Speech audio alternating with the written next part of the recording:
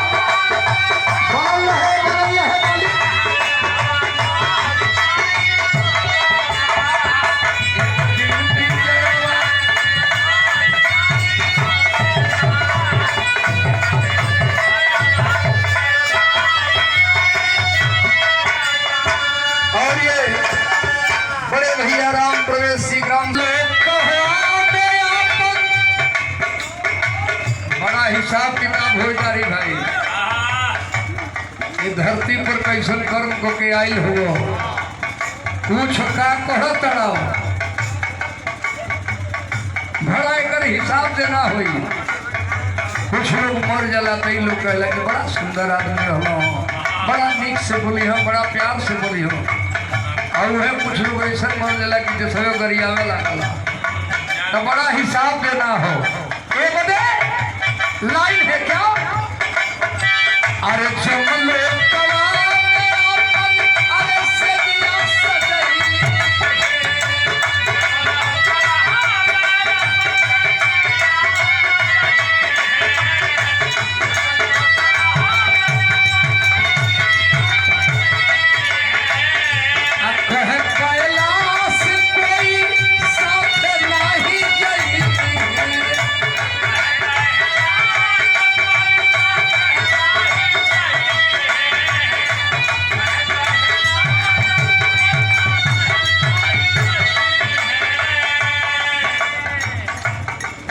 और हमारे बड़े भैया रविंद्र भैया के ओर से स्वागत किया गया। बहुत बहुत प्रणाम।